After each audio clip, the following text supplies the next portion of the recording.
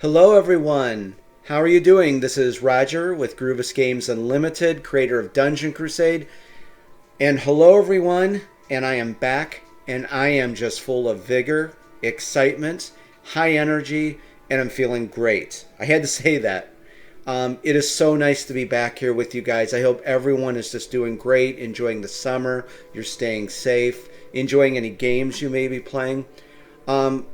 Wow, guys, there's just so much to talk about. I'm going to do something different. Even though this is kind of the next video, we're going to be discussing the hero cards. I'm going to break it down for you, show you a lot of stuff. I think you're really going to enjoy this particular video, but I'm not going to script it. You know, usually I script out everything. I just kind of want to talk to you guys, and, you know, I might make some flub ups here, but we'll get through it. But I'm just so excited to be back with you. First things first, there's some new subscribers. We always welcome you. Thank you for spending your time here. Of course, all you long-time subscribers, it's always nice to chat with you. And I must say right at the start, thank you for all your kind words and your support and your patience and your friendship. I truly love coming here and hanging out with you guys and just teaching you more about the game and seeing what you're up to. So I'm back. And let me tell you the great news, as you know, Dungeon Crusade is in mass production. It has been. And as of last week, and this is why I have so much pep and vigor and energy, my work was kind of done with the manufacturer. You know, I stuck with them just to make sure everything was going smoothly with the game. They got everything, and our project manager, the awesome Direct, says, okay, we got it. We're going to take it from here. A few other girls now are involved with the production of it. And so, guys, I don't go on 2, 3, 4 hours sleep anymore. And thank you for some people who were concerned about that. I'm getting 7 to 8 hours, and I just feel so much better. You can probably even hear it in my voice. I just have a ton of energy X, if you will. So it's great to be back here with you. Target date, July 15th. The game should be done, maybe a few days later. But you know I'm going to keep you updated on that. I'm going to be getting some videos and some pictures to share with you on that, so we have that to look forward to. And so that's kind of like what's been going on. And you know, I've gotten some stuff done around the house because have I put some stuff off because of Dungeon Crusade. So I've got some family time in, getting some stuff done at the house. I'm just feeling great. So that's where I've been, but we're back on the Spotlight series. Real quick, we're looking at Skulljack. I thought that'd be kind of fun to show you some House of Chance games at the beginning. That was Skulljack. These games you're seeing comes with the Master of the Realm edition, but all editions come with the one House of Chance game, Tower Attack. So we're taking a look at Heroes versus Monsters here, and then we're going to look at the Adventures of Bravely the Knight, and then we're going to be getting into the breakdown of the hero cards. So again, I am so happy to be back with you, and I was trying to get this video done for a few days. It's going to be kind of a unique one, but I think you're really going to enjoy this a lot.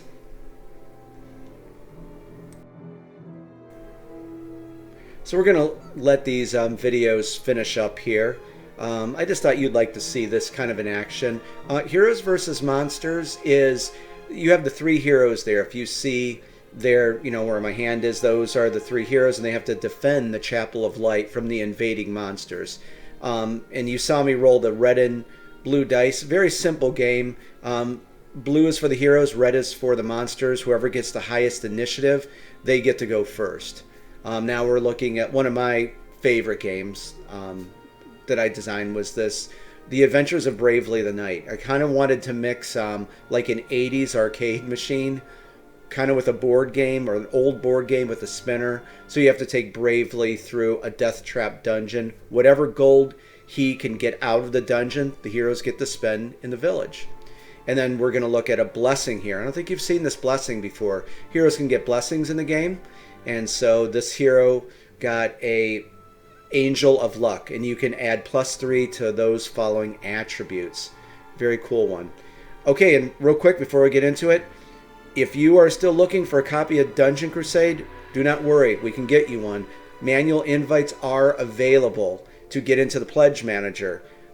We can offer this until the games are done and the shipping commences. So if you're interested, message us over at facebook.com/Dungeon Crusade and we'll get you set up with a copy of Dungeon Crusade. Okay, let's get into hero cards.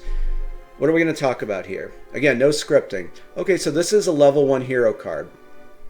And right there, I'm just pointing to that. It shows it's a level 1. Now, on the back of every level 1 hero card, you're going to find the backstory to that hero and the backer who got to create that. I'm pointing there. That's the village where that hero hails from. And those are the special abilities that hero has. All special abilities can be leveled up to level 3. So heroes start at level 1, of course. And in Dungeon Crusade, they can ascend to level 2. And then you flip that over, and then they can ascend to level 3 finally. Okay, we're going to glance over a hero card really quick. And in the next segment, we're going to get much more in depth and break everything down. The first thing here is a hero's health track. Of course, keeping track of a hero's health. The bottom bar is their essence track. And you use essence to activate special abilities. That's, of course, the hero's level 1. That's a hero's class rating, and we're going to get more in depth with that in the next segment. Those are the 8 attributes a hero has, and those are the 6 warfare types.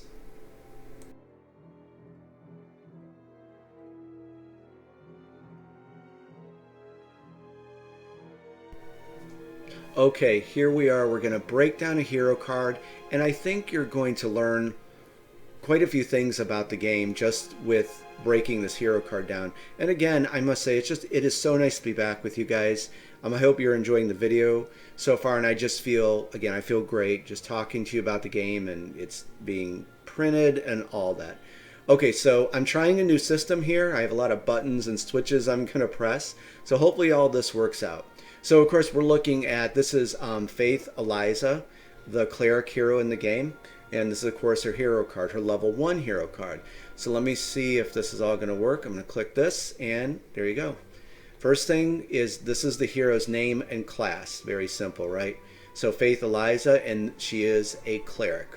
Very simple. Now, something, too, that right here on the level 1 hero card for a hero, notice the starting weapon is a crude mace.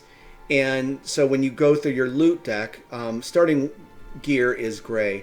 You'll know that she starts with the crude mace. That's her starting weapon, does 1 damage. So it's nothing really spectacular at all, of course, because it's just starting weapon. This here, we're going to be getting into, when we get into the monster spotlight video, that series, or rather video. But the class rating, and this is why I kind of didn't want to script anything, so I could actually just talk to you about it. The class rating, there's first 1, 2, and 3. Okay, so like a class rating 1, that's like your knight and your barbarian. If you see class CR2, that's like your rogue and the archer, Enwin Shadowleaf. And then class 3 is like your wizard, Zeke, and of course here, Faith. So the thing is, when you see a monster card, there's something I created called the target priority, and it's kind of like the AI. And it's a very effective AI for the monsters because, this is a solo game co-op. I didn't want the player to have to think, well, this monster is going to attack that. I wanted to put the time into it so monsters had their own AI, so they kind of tell you who they're going to attack. And I kind of made it so these monsters are going to go after the hero they can do the most damage to. And so that's kind of what the class rating is. We're going to be talking about that more when we get into like the monster video. But it goes with it's called the target priority box. And it'll have the monster, it'll have it in order like C2, C1, or C3, depending on, what hero that monster is going to attack, and it works incredibly well. So it's kind of a tough game, guys. It's challenging. So hopefully you got just from that what a class rating is. So it's, you know, who the monster is going to attack according to their target priority. You know, it's a very simple system. It's not hard at all. That's pretty much what it is. Okay, moving right along. This is very simple. That's the hero's level here. Level 1, they can of course level to level 3. Here is the hero's, like I said, the hero's health track. And we're going to discuss a little bit about this right now for you. So that's the hero's health. Now notice this white circle here. I put even something there. That's a hero's maximum health. So we can see that Faith, you know, starts out with 9 health. So let's just say that she was at 9, and through an encounter, like she found, like there's a healing fountain in one of the encounter cards. So, and it said she received 6 health. You can never exceed their maximum health. So just because, you know, she had 6, you know, she wouldn't automatically get 15. I think you guys, you know, what's kind of going on with that. So that's, it can never go past that for level 1, basically. And then over here, you know, there's the white clips, and so that's how you slide that up and down to keep track of a hero's health. That's very simple. Okay, and I thought I'd throw this in. Of course, there's many ways the heroes can get their health back. Faith actually has a healing spell, and then Jorah Oakhart, she's in the expansion heroes. She's like the priestess, and she can throw some massive heals down. But of course, at the bazaar, which you may already know, you can get healing potions. And so I kind of put an arrow here. When I designed these, I wanted to just have right on the back so a player would know, you know, when a hero consumes a healing potion, they regain 6 health when consumed. So very simple. So those are, of course, for sale in the bazaar for 100 gold. So I'll turn that off. I think the system's working pretty good. Hopefully you guys are enjoying this. Okay, so let's move down to the hero's essence. Again, we're going to get to this, but you know, heroes will have special abilities, and when they go to activate them, you're going to have to pay an essence cost. So that's what this is, and of course, we'll click on that. This is the hero's maximum essence. So just like we talked about up here, it can never exceed 10 for level 1. But of course, as they level up, their health and essence will go up gradually. And then, of course, there's a white clip on that also, you know, to keep track of that. Okay? And so, and kind of just like we were talking about, how does a hero recover health? Well, there's Ochre juice potions. And so, just like that, when you flip it over, just as a friendly reminder, so you don't have to go flipping through the rule book or something, they regain 6 essence when consumed. Those are also available in the bazaar, and they're also 100 gold. And I threw this in as a little bonus: harvest bread and elderberry juice. Some of you may know how to get this, but somewhere in Avalon, somewhere when you're playing Dungeon Crusade, the heroes can get some harvest bread and elderberry juice. And harvest bread can of course be stowed in their backpack, and they can recover 2 health and 2 essence when consumed. And with elderberry juice, they can recover 4 health and 4 essence. And I'm not going to tell you where you can get that at. Some of you may know. Put it in the comments if you think you know. That'll be interesting. So going along here. Oh, and then here, kind of another little bonus thing: rejuvenation potions. These potions are exclusive to the Avalon Adventure board game. As you know, you can play the Avalon Adventure board game before playing Dungeon Crusade, and there's a chance your heroes could come across rejuvenation potions in the land of Avalon. These are not in Dungeon Crusade, so this is kind of like if you got the Avalon Adventure board game, you get rejuvenation potions. And once you finish that game, if your heroes survive, you can bring rejuvenation potions into Dungeon Crusade. You know, your heroes can use them.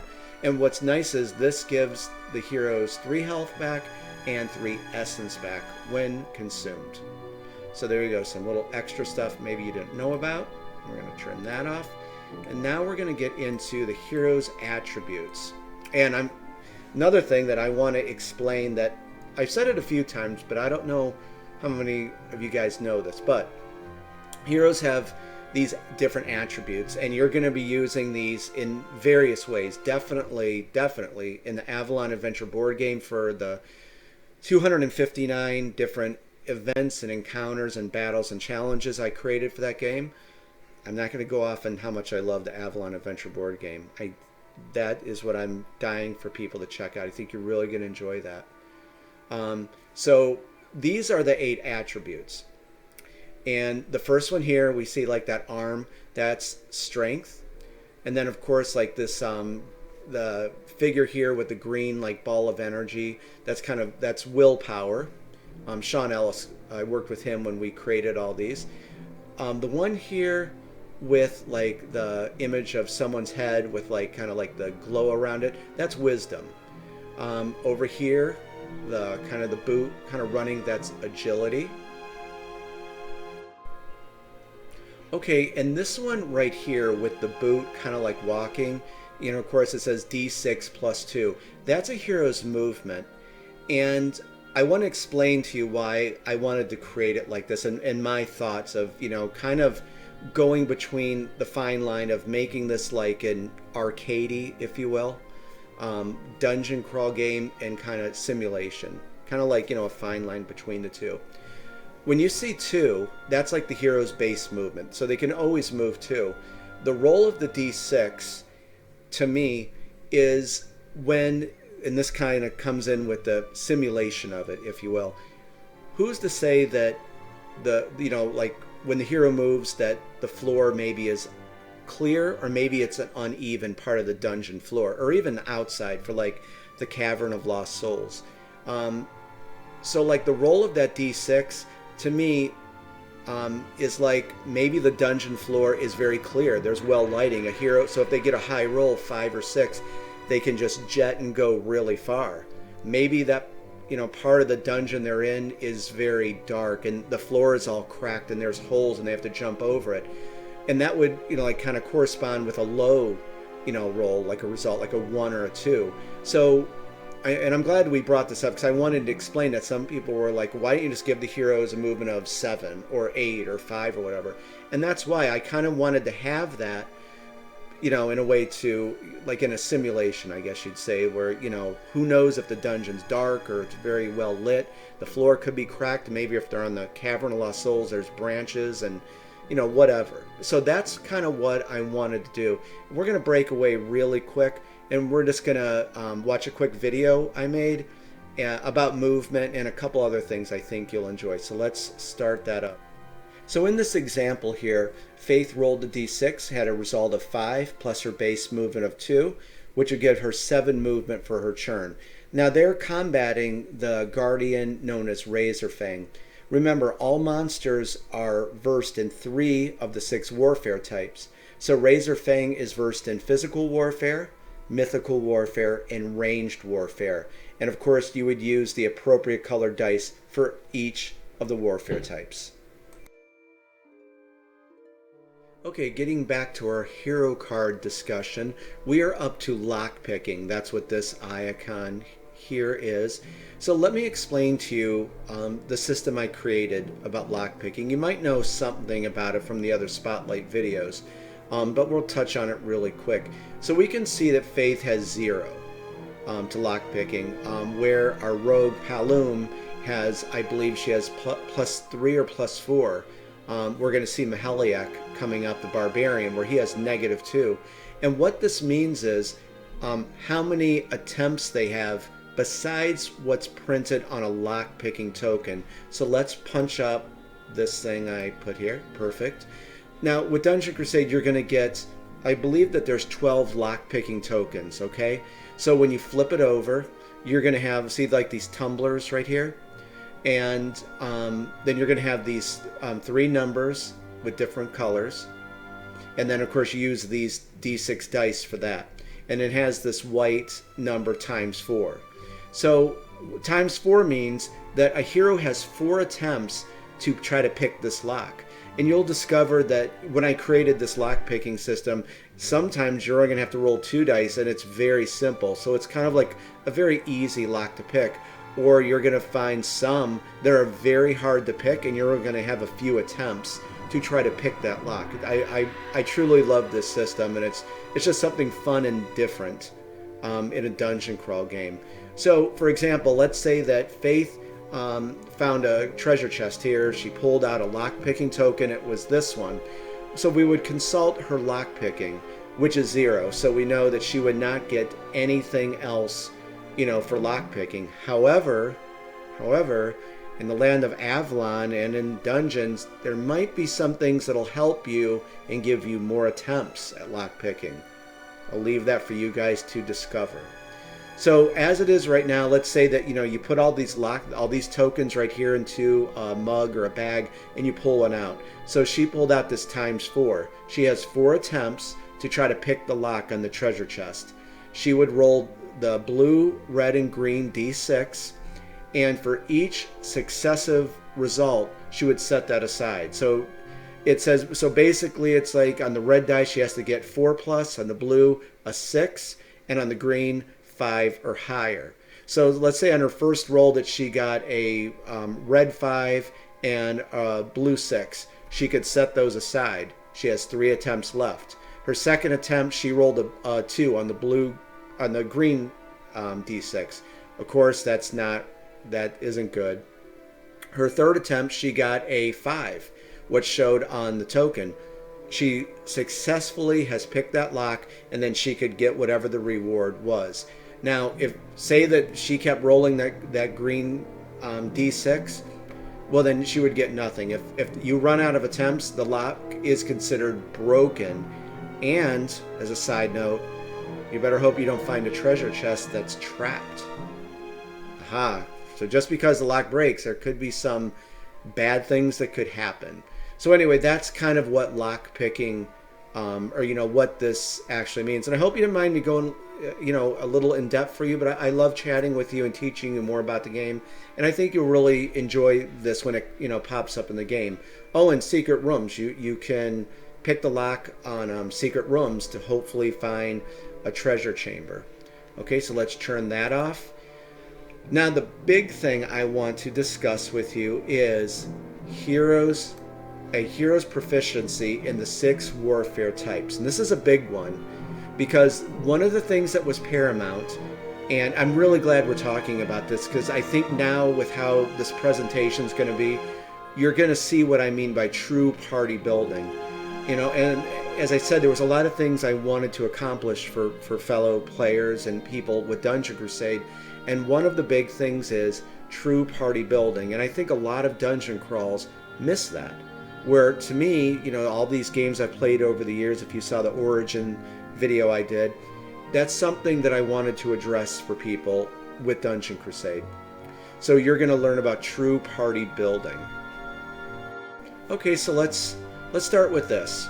These are, of course, the 6 warfare types. And do me a favor, kind of think of these like fighting styles. Like how we have in our world, like street fighting and karate and jiu-jitsu and taekwondo and all of that, okay? So in the land of Avalon, we're going to shoot over to Avalon. So in this land of Avalon, I wanted to have these different warfare types, and so throughout this land, that's kind of what, that's their fighting styles, are these 6 different warfare types. So starting here, there's, chaos warfare, arcane warfare, spiritual warfare, ranged warfare, mythical warfare, and physical warfare. And there's weapons, as you can see, tied to each one, like axes and staffs, maces, scepters, bows, crossbows, daggers, and swords. So a hero, and like I've said before, there's no superhero in Dungeon Crusade. So when they start at level 1, they're level 1 heroes. They're going to be kind of proficient in a few. They're not going to be too good in a few other warfare types, and they're going to be middle of the road. But through speccing out your hero with different gear and weapons and power gems from mining and crafting, you can create a really awesome hero by level 3. And that's it's unlimited, guys. I think you already know, there's 193 pieces of loot in the game, which that is going to be the next spotlight video. We're going to be going over all of the loot in the game, so you have that to look forward to. But let's take a look at Faith here, and let's break this down and show you what I mean, okay? So, hold on, I got to make sure I got all this right. Okay, so let's start with, okay, perfect, this green arrow.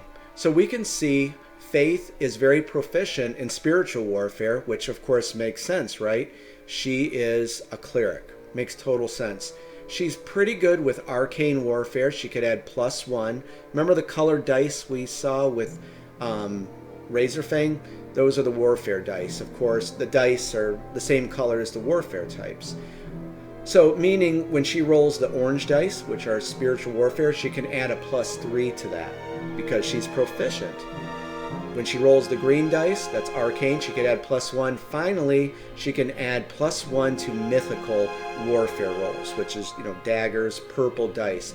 So she's pretty good, very good with spiritual, and, okay with arcane and mythical. However, she's not very good, and notice the red arrow going down, she's terrible in chaos warfare. And she's really terrible with ranged warfare. She's not good with axes and bows because, clerics just aren't. But remember, through leveling up, through the gear that you'll acquire, you can make her proficient. It's how you want to play. And that's what I wanted to do for players, to be able to build your hero how you like. And so hopefully you're seeing this kind of makes sense. And I think this really hit it home for, what I meant by there's no superhero in Dungeon Crusade. So lastly, we're just going to put a white dash here. Physical warfare, she's not good, she's not bad, she's just kind of middle of the road with that.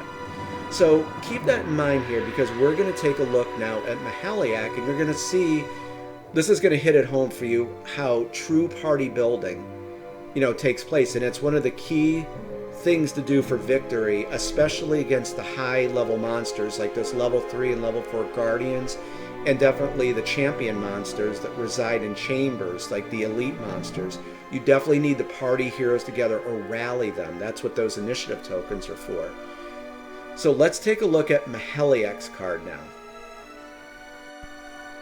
Okay, we're going to clear all of this, and hopefully my system works good. So try to keep this in mind for what we're going to look at next. Let's take that off, we'll take that off, and let's bring in Mahaliak. Perfect.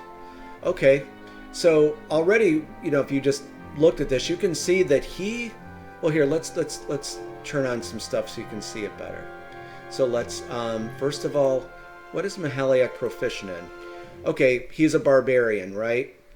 He is very good with axes. He's got he can add +3 to the black dice, which is chaos warfare. We can see right here with physical warfare, those are the red dice, you can add a +2. So remember, with Faith, she was terrible in chaos warfare and kind of middle of the road. So already, if you party those heroes together, a cleric and barbarian, they're going to be very acclimated, or very proficient in taking on a good deal of monsters in the game. And remember, you can party up to 3 heroes together in Dungeon Crusade. So right there, you can notice that he's already, if you partied him with Faith, he's going to help out in those kind of battles with dealing with that. So let's see what he's not too good in, which is of course going to make sense. So let's turn this on. Again, he's a barbarian, terrible in arcane. Barbarians are not usually good with arcane, like magic, and of course not good at all with spiritual warfare. And it makes sense, right?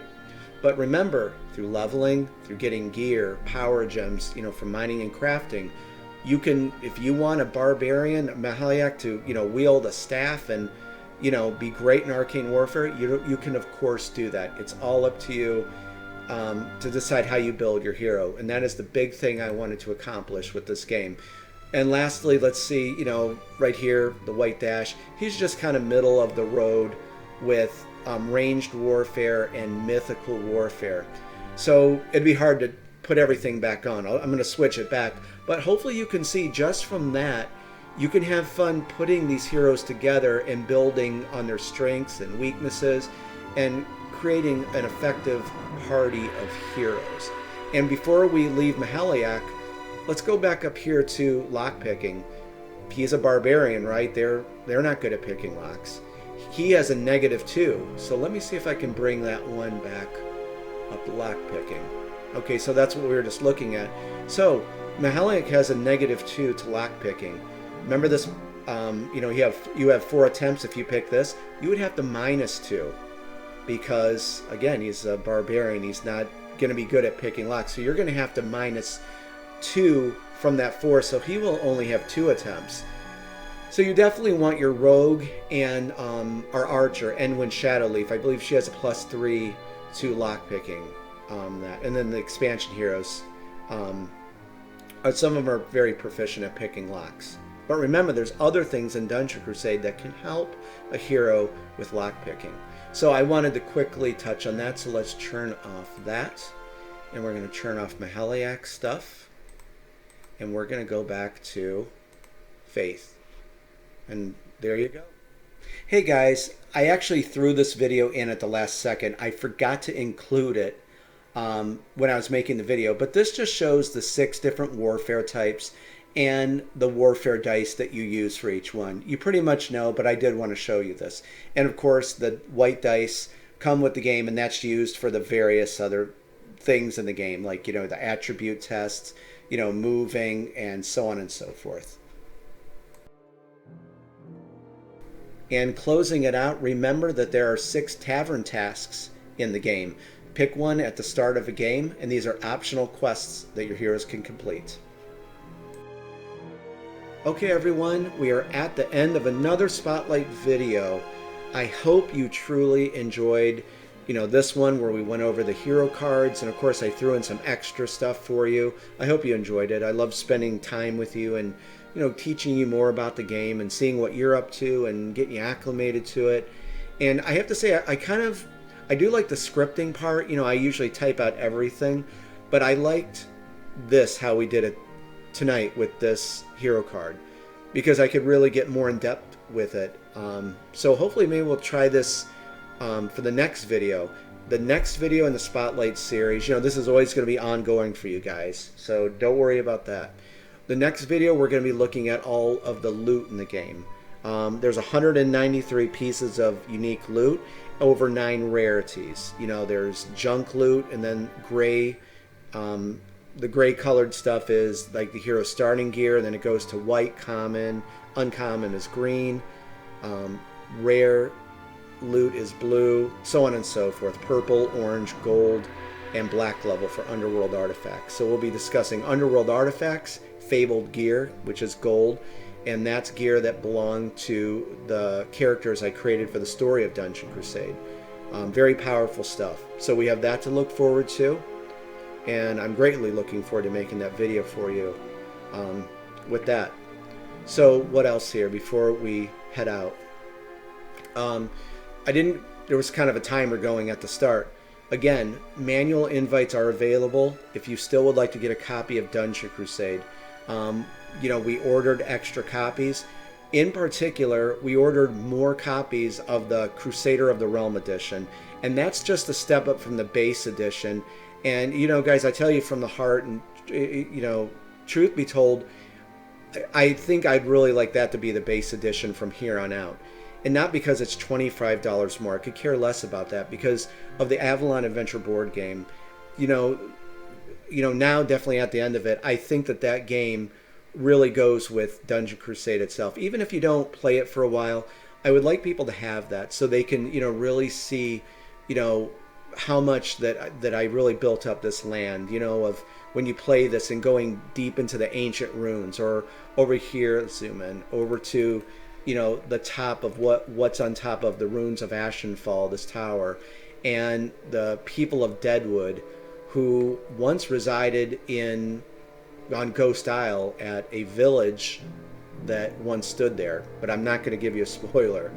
But you'll find out what faction resides in the Tower of Kings, the Dungeon of Daggorath, Logan's Tower, the frozen. This is like kind of the frozen snowy area. So my point is, we ordered more of the Crusader of the Realm edition, and to be honest with you, I'd like that to be the base edition from here on out, because I was just very passionate about this game, and I honestly think that this game is going to surprise a lot of people. You know, when you play this and then go into Dungeon Crusade, it adds just a huge amount of theme and just lore to the game, and to me there's more enjoyment, more fulfilling. I guess that's it. So, but if you are looking to, you know, get a copy of the game, we can still offer that. Manual invites only. Message us right here at facebook.com/Dungeon Crusade. That's the official Dungeon Crusade Facebook page, and I'll get you set up there. Basically, we're going to need your name, your email to send the invite to, and then what edition that you would like. The base edition, Crusader of the Realm edition, which I would hope that you would get to enjoy the Avalon Adventure board game, or the Master of the Realm. Okay, so we need just one of the 3 editions, and I think you can change it once you're in there. And then, of course, you can look at the few add-ons available. And that way you're pre-ordered, and it's just all finished. If you don't pre-order now, we will, of course, have these extra copies, but it's going to be a few months before we have them, and supplies will be limited. And I don't know, they may go within a few days, or we could have them for a few weeks or whatever. So I just want to let you know that that is available to you. Let me know if you need any help with that. Guys, again, I hope you can hear how much energy X I have. I don't know what else to call it. But it was just so nice hanging out with you. If you have any questions, just let me know. And I'll be doing some updates on, you know, some photos from the manufacturer and hopefully a video, and we can see how that's going. Okay, guys, have a great day, and I will be talking to you soon. Bye-bye.